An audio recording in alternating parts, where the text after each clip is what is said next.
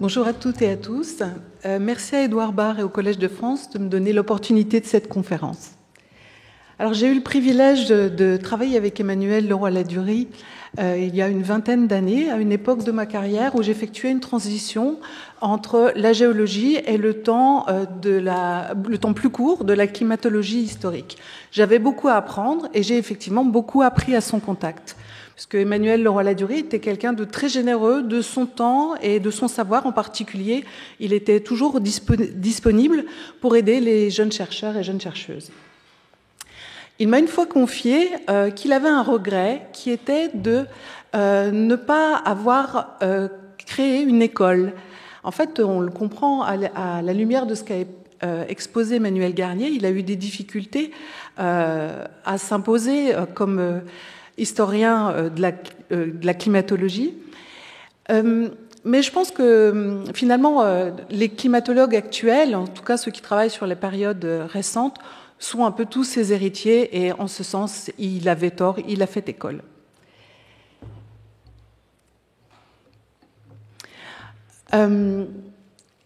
Travailler sur les données paléoclimatologiques, c'est important puisqu'on reconstitue les variations naturelles du climat, ce qui permet ensuite d'évaluer, de comparer des situations d'un climat qui est sous influence naturelle avec un climat qui est sous influence également anthropique. Dans le meilleur des cas, on peut arriver jusqu'à la quantification des forçages naturels climatiques naturels, du climat. Tout ceci contribue à améliorer les modèles climatiques et ça nous ouvre aussi une fenêtre sur l'impact du climat sur les écosystèmes et les sociétés anciennes. Alors ça a déjà été présenté largement aujourd'hui, mais les données paléoclimatiques, on peut les classer dans deux catégories, des données documentaires qui ont différents supports, des rapports, des journaux personnels, des illustrations, et qui portent différents types d'informations économiques, sociales, religieuses, ou des informations météorologiques, ou des informations phénologiques dans lesquelles je classe les dates de vendange, même si elles ne sont pas purement phénologiques, puisqu'il y a une intervention humaine dans la décision de la date.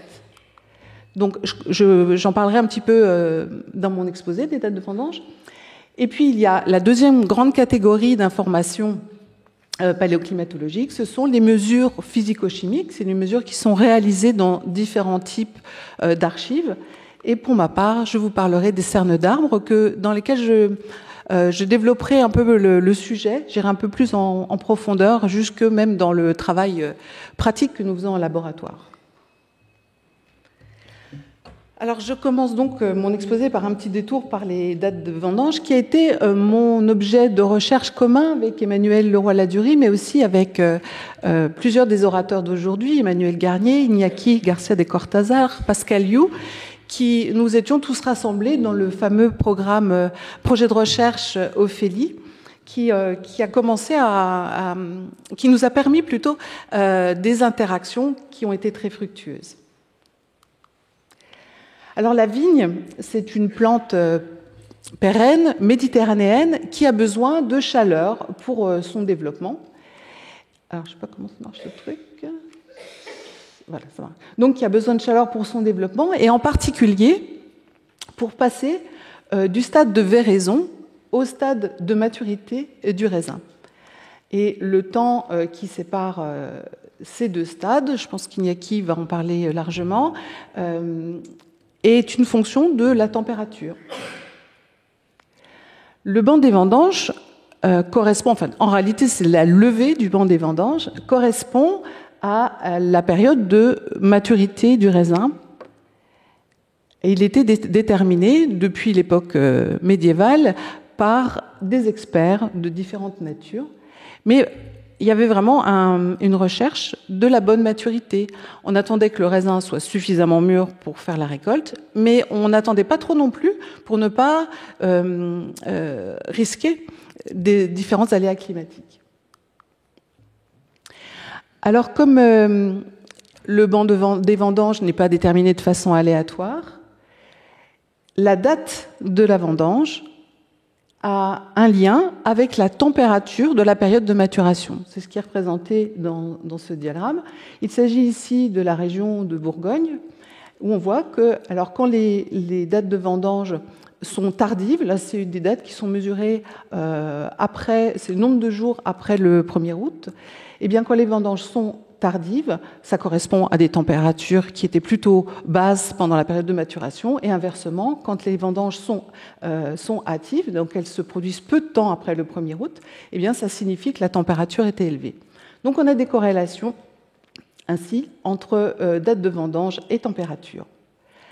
Dans le cadre du programme Ophélie, nous avons réalisé une grosse base de données en utilisant notamment des documents qui ont déjà été cités. C'est la compilation qui avait été faite au XIXe siècle par Angot. Et nous avons ainsi rassemblé 378 séries qui ont été regroupées par région, dans 27 régions. C'est une base de données qui est unique au monde. J'ai représenté ici les séries moyennes régionales. Alors on voit qu'elles sont d'extension variable, qu'elles possèdent des trous. Enfin, ce n'est pas des séries parfaites, bien entendu. Comme l'a montré Emmanuel Garnier, les dates de vendange, elles ne sont pas que phénologiques, puisqu'il y a d'autres éléments qui peuvent intervenir dans la détermination, comme les guerres ou le goût du consommateur. Toutefois, quand on compare les séries de ces 27 régions, on se rend compte qu'il y a des schémas de variation qui sont communs. Par exemple, un de mes repères, quand je travaillais sur ce sujet, était ce qui se produit vers les années 1850. On a ce petit W que l'on retrouve partout, dans tous les vignobles français.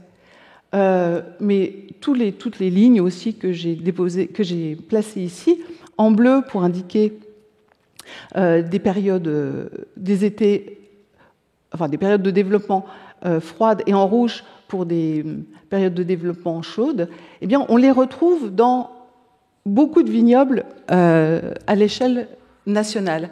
Donc ça signifie que même si c'est une donnée anthropisée, et c'est un reproche qui lui a été souvent fait, même si c'est une donnée anthropisée, le fait qu'on ait un schéma, qu'on ait des caractères qui soient communs dans toute la France, signifie bien que là, c'est une donnée climatique que l'on a enregistrée, parce que la seule chose qui soit commune à tous les vignobles, c'est bien le climat. Alors, après comme disait un de mes professeurs, quelques sauvageries mathématiques, on a constitué une série synthétique pour la France, qui est celle-ci. Alors là, c'est une échelle, je ne vais pas m'étendre dessus, mais ce qui nous intéresse, c'est les variations relatives que l'on observe. On peut y voir notamment, et je ne vais pas détailler toute la courbe, ce qui a été fait dans le cadre de plusieurs articles, mais on peut y voir notamment différentes petites cuvettes, par exemple celle-ci, qui correspond donc à des températures plus basses dans la deuxième moitié du XVIe siècle et qui est corroborée par l'avancée des glaciers alpins, ou encore cette cuvette moins prononcée, mais qui se situe autour de l'année 1675 et qui est contemporaine du minimum de Maunder, ou encore, si on s'intéresse à des valeurs extrêmes, l'année 1816, qui a déjà été citée, l'année sans été, et qui est effectivement une année qui est très bien enregistrée au niveau des dates de vendange. Donc voilà, c'était juste un petit aperçu sur les dates de vendange, parce que je sais que ça va être développé dans d'autres exposés. Pour ma part, j'ai surtout travaillé sur les cernes des arbres, et là je vais rentrer plus dans le détail. Alors dans les régions tempérées jusqu'au domaine subarctique, les arbres fabriquent chaque année un cerne de croissance, et en fonction des conditions environnementales, c'est-à-dire le sol, le voisinage, leur état sanitaire, le climat de l'année, ils vont, si les conditions sont bonnes pour l'arbre, ils vont avoir une bonne croissance, donc faire des cernes larges, et puis si les conditions sont moins bonnes, qu'elles sont voire difficiles, les cernes vont être beaucoup plus étroits. les dendrochronologues analysent, mesurent ces largeurs de cernes, et les transcrivent sous forme de graphes, et ces schémas de croissance sont la base de la discipline. Alors pour un arbre donné, évidemment le sol ne change pas d'une année sur l'autre. Son voisinage par contre peut changer s'il y a une éclaircie, son état sanitaire aussi, et le climat peut changer. Mais donc pour un arbre donné, il y a plusieurs variables possibles qui entraînent des variations de croissance. D'où le fait qu'en dendrochronologie, on ne travaille jamais sur un individu, mais sur un grand nombre d'individus. Parce que ce qui est commun à tous les arbres d'un massif, eh bien, c'est le climat. Et donc, les dendrochronologues réalisent différents schémas de croissance, comme celui-ci. Il va y avoir une phase de standardisation sur laquelle je reviendrai tout à l'heure, et ils établissent une moyenne pour la région, qu'on appelle aussi une série maîtresse. Cette série maîtresse, elle peut être constituée à partir d'arbres vivants, mais on peut aussi réaliser des séries à partir de données, à partir de bois qui ont été extraits de monuments, voire à partir de bois qui viennent du domaine sédimentaire, qui sont des bois subfossiles. Et quand on a des périodes de recouvrement suffisantes entre les différentes catégories, on peut les combiner pour réaliser des longues séries. À ma connaissance, la plus longue série qui existe, c'est une série d'Europe centrale qui fait quand même 12 640 ans en continu avec une résolution annuelle. Donc c'est vraiment des séries qui ont un potentiel vraiment intéressant pour faire de la climatologie. Donc on est capable de faire des chronologies relativement longues avec une résolution annuelle, ce qui est très rare dans le domaine sédimentaire ou géologique en général, et avec un avantage aussi très important, c'est la datation qui est en général très compliquée à obtenir sur les autres archives. Alors il y a des mais. Les arbres, comme à peu près tous les êtres vivants, poussent plus vite quand ils sont jeunes que quand ils sont vieux. De ce fait, il y a dans les séries dendrochronologiques, il y a des tendances qui sont non climatiques. Et donc, quand notre objectif, c'est de reconstituer le climat, on veut s'affranchir de ces tendances, les supprimer.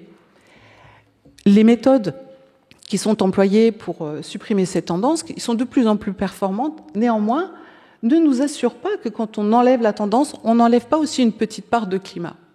Donc ça, c'est une limite de la dendrochronologie basée sur les largeurs de cernes, qu'on appelle aussi dendrochronologie conventionnelle.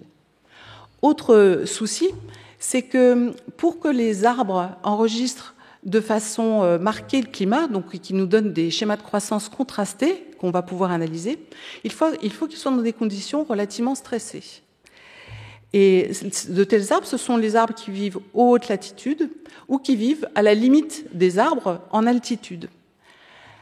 De ce fait, et aussi parce que historiquement, les pays les chercheurs qui ont développé ces chronologies étaient plutôt des chercheurs de l'hémisphère nord, on a une répartition qui est très hétérogène des données dendrochronologiques. Ici, là, ce sont toutes les séries qui sont versées dans la base de données ITRDB, dans laquelle les dendrochronologues, assez volontiers, vont déposer leurs séries. Alors, on voit qu'il n'y a pas un enregistrement qui est très satisfaisant pour certaines régions. Et je reviendrai tout à l'heure sur le cas particulier de l'Hexagone. Avec ces mais, on a cherché donc des alternatives, et une de celles-ci, c'est d'analyser la composition isotopique de la cellulose des cernes qui constituent le bois. Alors je vais faire un petit rappel didactique. Comment se fabrique la cellulose ? L'eau pénètre dans l'arbre par les racines, je ne vous apprends rien, et c'est l'évaporation qui se produit à la surface des feuilles qui est le moteur de l'ascension de la sève. L'évaporation, elle se fait par des petites ouvertures qui s'appellent les stomates, qui sont sous la surface des feuilles, et ce sont aussi les portes d'entrée du CO2 atmosphérique. Une version très simplifiée de la photosynthèse, c'est l'association d'eau donc de cette eau qui vient du sol, du CO2 qui vient de l'atmosphère, pour donner des sucres, C6H12O6, et émettre de l'oxygène. Donc les sucres, ce sont ces molécules cycliques, représentées ici. Les sucres qui sont donc formés dans la feuille sont ensuite transportés par la sève descendante et à certains moments, ils vont se polymériser, c'est-à-dire que ces différents cycles vont s'associer les uns aux autres pour former la cellulose. Donc la cellulose, c'est juste un polymère de sucre. Sa composition, c'est C6H10O5 N fois. Donc il y a du carbone, il y a de l'oxygène, de l'hydrogène, mais ce qui nous intéresse, les isotopes sur lesquels on travaille le plus, c'est ceux du carbone et de l'oxygène. Et aujourd'hui, je vais parler exclusivement même de ceux de l'oxygène. Alors l'oxygène, il existe sous plusieurs formes, avec des masses atomiques différentes. Il y en a plusieurs des stables, dont l'oxygène 18, qui est très peu abondant, et l'oxygène 16. Et nous, on analyse le rapport isotopique de l'oxygène 18 sur l'oxygène 16. Ce rapport, il est normalisé à une référence, et la façon dont on écrit ce paramètre, c'est delta 18O.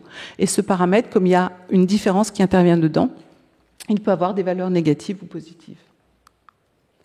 Alors voyons ce qui se passe maintenant du point de vue de ce paramètre isotopique. Et on repart du début avec les précipitations. Alors les précipitations, elles se forment par évaporation au niveau de l'océan. Puis il va y avoir des phases, l'humidité elle est transportée par les masses d'air de la zone océanique vers l'intérieur des continents. Et il y a des phases successives de condensation qui vont donner des précipitations.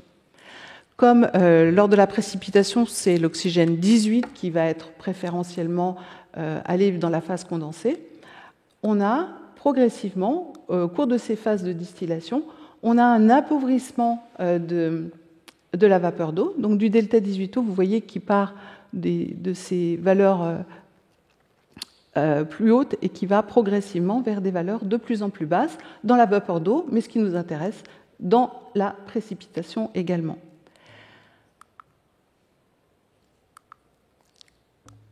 On retrouve donc cet effet, on le voit, cet effet de distillation, on le voit quand on analyse, quand on regarde la composition isotopique des précipitations à l'échelle de la France. Eh bien, on a ce gradient, alors là il est représenté sur une autre échelle de couleur, mais on part des valeurs les plus hautes vers les valeurs les plus basses. On retrouve le gradient isotopique, en gros, d'ouest en est et aussi en allant en altitude.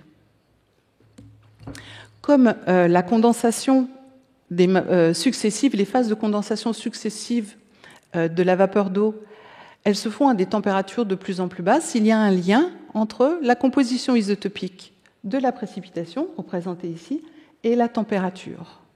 Alors là, je l'ai montré à une échelle large qui est mondiale. On voit qu'il y a une relation forte entre la composition isotopique des précipitations et les températures moyennes. Ceci est vrai dans les latitudes tempérées à polaires. Donc nous, ce qu'il nous faut retenir, c'est que le delta 18O de l'eau, il porte une information sur la température. Revenons à notre arbre. Donc ces précipitations, elles s'infiltrent, elles vont être prélevées par les racines et sans modification de la composition, l'eau va monter dans un tissu qui s'appelle le xylème. Et les sucres vont être fabriqués dans les feuilles.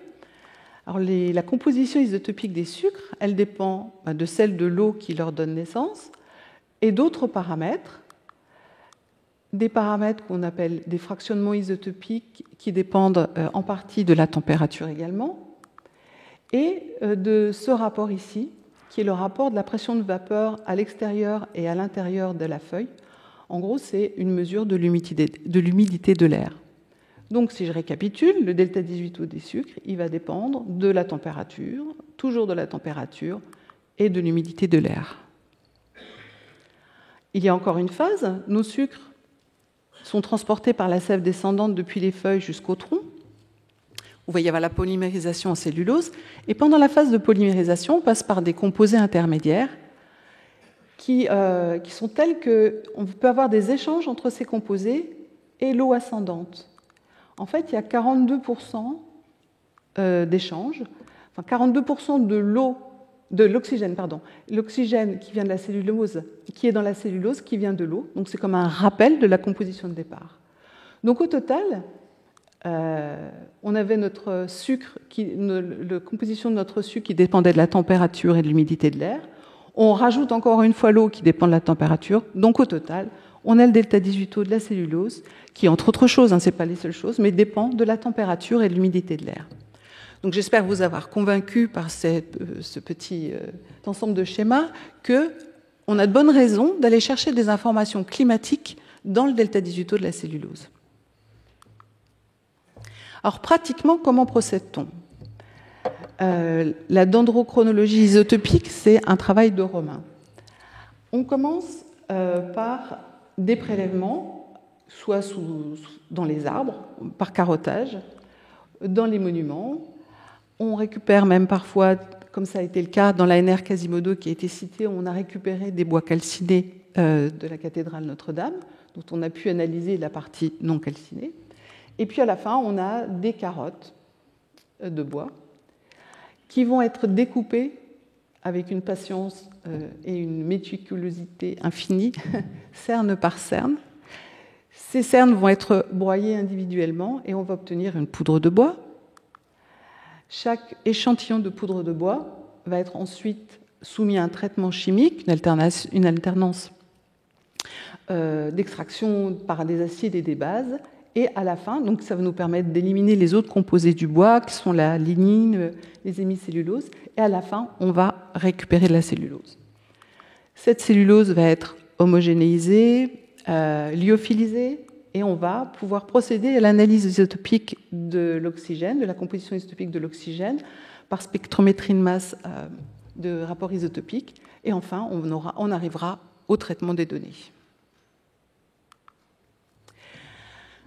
Alors, on a vu qu'il y avait de la variabilité dans les schémas de croissance des arbres, mais il y a aussi une petite variabilité isotopique. Donc, on ne peut pas se permettre d'analyser un seul arbre quand on prétend reconstituer le climat d'une région. Là, c'est un exemple que nous avons réalisé en forêt de Fontainebleau. Là, on a analysé 15 chaînes, la composition isotopique de 15 chaînes, pour vous montrer le type de variation que l'on obtient. Et ce qu'on retient comme signal final, c'est ici la série en rouge, qui est la série moyenne. Dans la littérature, il y a un espèce de consensus qui est qu'en dessous de 5 individus pour constituer un signal, c'est pas très robuste. Nous, on irait même jusqu'à dire qu'à partir de 10 individus, ça commence à devenir bien. Alors, pratiquement, comment on fait ? Une fois qu'on a analysé sur la période récente notre delta 18O, donc notre variable mesurée sur la période instrumentale, on va chercher s'il existe des relations avec des variables climatiques. On va déduire de ça des modèles de régression, donc des équations, des incertitudes. Et sur la période pré-instrumentale, donc là où on ne connaît pas les variations de notre variable climatique, où on a déterminé le delta 18O, on va appliquer le modèle de régression pour reconstituer la variation de la variable climatique au cours du temps. L'exemple que j'ai choisi de vous présenter aujourd'hui est celui des variations climatiques dans le bassin parisien depuis l'an 1000 ou presque. Alors pourquoi le bassin parisien ? Voici un focus sur la fameuse base de données LiteRDB que je vous ai présentée tout à l'heure. Et quand on regarde sur l'Europe de l'Ouest, eh bien, il n'y a pas beaucoup de choses qui sont faites dans le bassin parisien et en France en général. En fait, les données, elles sont essentiellement acquises dans les montagnes, mais pour les raisons que je vous indiquais tout à l'heure, quand il s'agit de dendrochronologie conventionnelle, on a des bons résultats, surtout quand on est à la limite des arbres, c'est-à-dire dans les montagnes, dans les Alpes, dans les Pyrénées. En fait, on a très peu d'informations sur ce qui se passe dans le reste de la France. Et là, c'est un focus sur l'époque médiévale, où là, carrément, on voit qu'il y a des reconstitutions qui ont été faites énormément basées sur les largeurs de cernes, mais qui ont été faites pour les hautes latitudes, jusqu'à pas très haute, en l'Angleterre aussi, et puis sur la région méditerranéenne, mais sur le bassin parisien, on n'a rien du tout. Donc en fait, ce qu'on connaît du climat, ça peut être un petit peu biaisé par le fait que les archives ne couvrent pas de façon homogène tout le territoire. D'où pour nous l'intérêt et la motivation de travailler sur le bassin de Paris. L'espèce que nous avons choisi d'étudier, c'est le chêne, parce que c'est une espèce qui est largement répandue. Ici, c'est l'aire de répartition du chêne sessile. Donc, le fait qu'il soit largement répandu, c'est un intérêt. Ça veut dire que ce qu'on va obtenir, nous, si on travaille sur le bassin parisien, on va pouvoir peut-être comparer à des résultats très similaires obtenus sur d'autres chênes en Europe. Et puis, l'autre intérêt primordial, c'est que c'est une essence qui est utilisée dans la construction, dans les bâtiments anciens, et donc qui nous permet d'établir ces longues chronologies dont je vous parlais, où on commence par des arbres vivants et on poursuit par des arbres de monuments. Les sites qui nous ont servi à établir cette chronologie, les voici. Je les ai replacés dans le gradient isotopique des précipitations pour montrer qu'ils sont dans une zone assez homogène d'un point de vue isotopique, donc au moins le paramètre d'entrée, qui est l'eau, a une composition qui est à peu près la même, en tout cas à l'époque actuelle, dans toute cette région. Et notre corpus, je vais le détailler un petit peu. Alors pour les bois les plus anciens, ce sont ceux de Notre-Dame. On a pu disposer d'un certain nombre de bois de Notre-Dame, et c'est la thèse de Diane Dubois-Guéneux qui sera soutenue demain au laboratoire des sciences du climat et de l'environnement. Diane a donc associé différents bois. Elle a réussi à séparer les bois les périodes qui étaient trop carbonisées, les bois endommagés, pour construire toute cette série. Mais alors, ce que vous pouvez constater, c'est que d'abord, si on s'en tient aux échantillons qu'on a pu obtenir de Notre-Dame, on ne couvre qu'un peu plus d'un siècle. Et puis, par endroits, on a une faible représentativité, puisqu'on n'a que 5 bois pour constituer notre signal. Donc, ce qui est vraiment le minimum minimorum. D'où l'idée de poursuivre, d'étendre la série en allant chercher des données dans d'autres endroits. On a pris donc des bois de l'abbaye de Bomport et de l'abbaye de Preuilly et des bois de la cathédrale de Reims.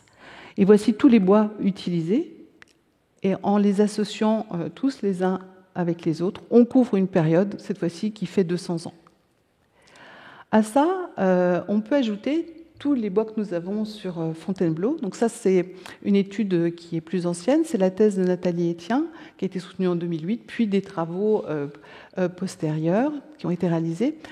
Et à Fontainebleau, dans le château de Fontainebleau, on a analysé différents endroits qui sont l'équivalent de différents sites, parce que l'origine des bois, elle n'est pas tout à fait la même.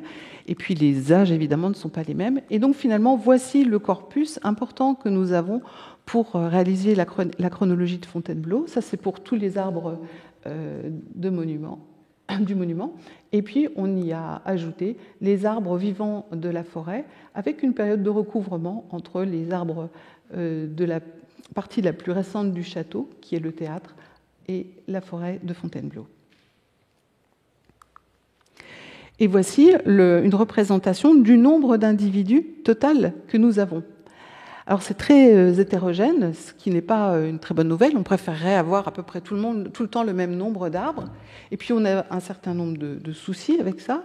On a des périodes où on a moins de 5 individus, moins de 5 arbres, donc on n'est pas trop sûr de la représentativité de ce signal. Et on a même une période, ici, à la fin du XIIIe siècle, où on n'a pas d'arbres du tout. Donc on va remédier à ça, dans le cadre notamment de la thèse de Charlie Hureau, qui va étudier cette période de temps, entre autres choses. Pour la période récente, par contre, on a une très bonne représentation, puisqu'on a jusqu'à 30 arbres. Donc, il me manque une diapo. Donc, on a pu établir une relation entre la composition isotopique des bois récents et des paramètres climatiques. Ah non, excusez-moi, je sais où elle est. Voilà, pardon, c'est ça. Donc voilà, on a donc recherché quelles étaient les meilleures relations entre le delta 18O de la cellulose de nos chênes vivants de la forêt de Fontainebleau avec différents paramètres météorologiques, le déficit d'humidité, des températures. Et celui qui obtient le meilleur score, qui a un R carré de 0,58, c'est le SPUI. Le SPUI, c'est un indice d'humidité. Certains l'appellent indice de sécheresse, mais ça revient au même. C'est la différence entre les précipitations et l'évapotranspiration. C'est normalisé.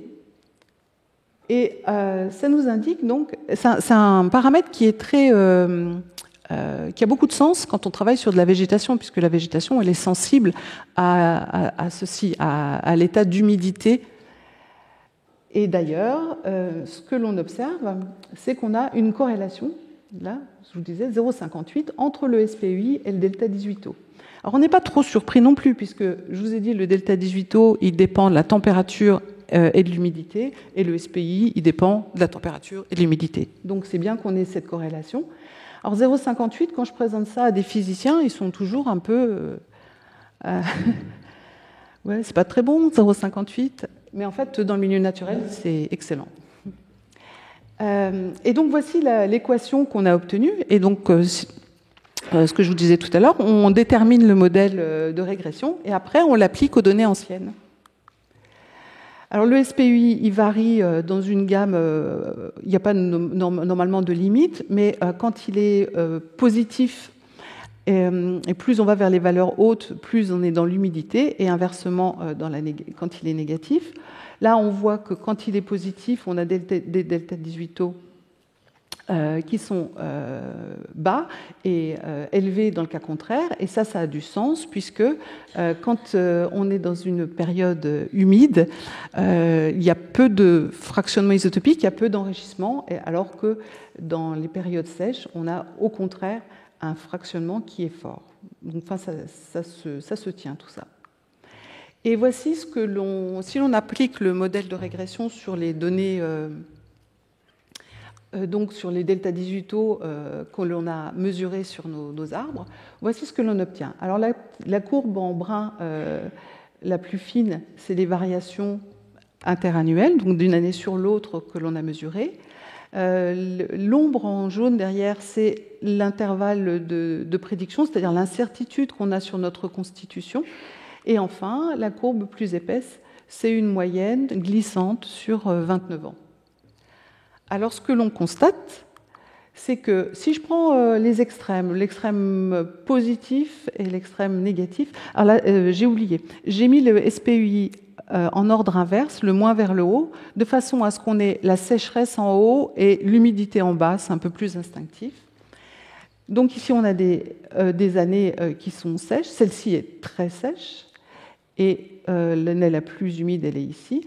Donc en fait, le climat dans le bassin parisien, à cette échelle de temps, il est essentiellement dans la gamme normale, mais il va dans les extrêmes jusqu'à presque très sec à extrêmement humide. Le climat moyen, il est donc dans la normale, mais plutôt vers l'humide, comme vous avez peut-être constaté ces derniers jours. À l'époque dite du petit âge glaciaire, on a effectivement cette cuvette qui, avec des périodes d'embellie, ou des périodes moins humides. Et en moyenne, l'humidité, à l'époque du petit âge glaciaire, elle est un peu plus importante que l'humidité moyenne sur toute la période. Mais ceci cache un peu, j'allais dire c'est l'arbre qui cache la forêt, c'est un comble, mais ça cache le fait qu'il y avait eu des périodes, des années très très humides pendant le petit âge glaciaire. On atteint des sommets, si on tient compte de la barre d'erreur, dans les années, dans la fin du XVe siècle notamment.